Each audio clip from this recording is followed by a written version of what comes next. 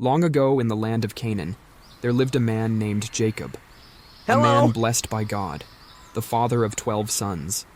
Among them was Joseph, the son of his old age, beloved above all others. To show his love, Jacob gifted Joseph a robe of many colors, a garment of beauty and honor.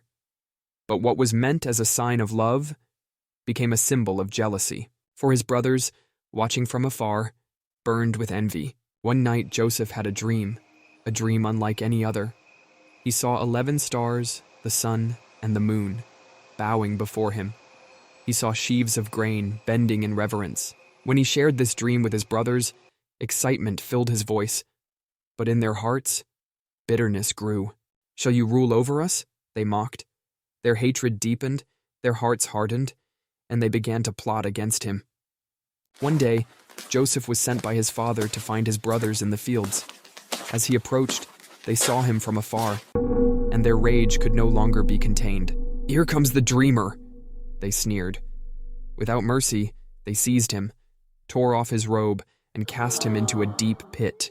At first they thought to leave him for dead, but then, in the distance, a caravan approached.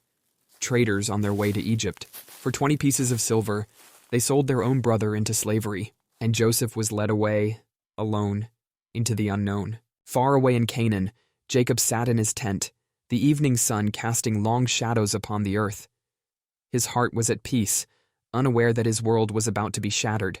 From the distance, his sons approached, their steps heavy, their faces troubled. In their hands, they carried a torn robe, the robe of many colors. Jacob's eyes fell upon it. His breath caught in his throat. The vibrant fabric was stained, darkened by blood. "Father," they spoke, their voices hesitant.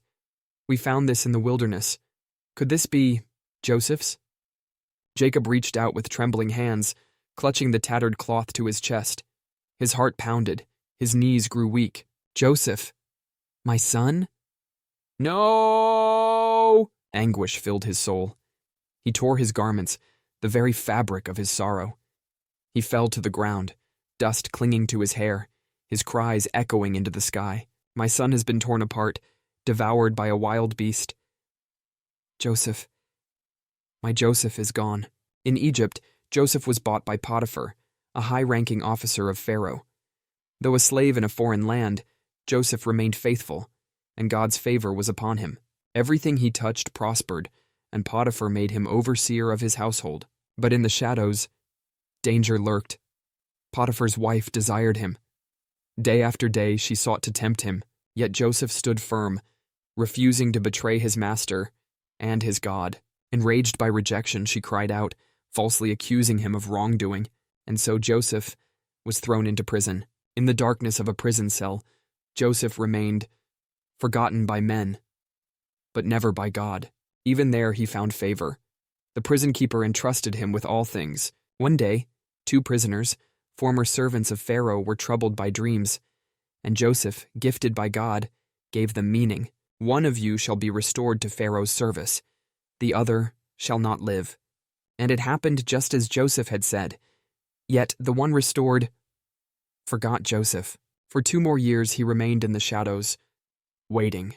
Then one night, Pharaoh himself was troubled by dreams none in Egypt could understand, until at last Joseph was remembered. Brought before Pharaoh, Joseph stood, no longer a slave, no longer a prisoner, but a man filled with wisdom. "Your dreams, O Pharaoh, are a warning. 7 years of abundance shall come, followed by 7 years of famine. You must prepare." Pharaoh beheld Joseph and saw that the Spirit of God was with him, and in that moment he made him ruler over all Egypt, second only to Pharaoh himself. The famine struck, reaching even Canaan. In hunger and desperation, Joseph's brothers journeyed to Egypt, seeking grain. They bowed before the prime minister, not knowing that he was their lost brother. Joseph saw them, and his heart wavered between justice and mercy. At last, unable to hold back his tears, he spoke, "I am Joseph, your brother." Terror filled their hearts, but Joseph reassured them, "Do not be afraid. What you meant for evil, God has turned for good, to save many lives." Word reached Jacob that his son, whom he thought dead, was alive.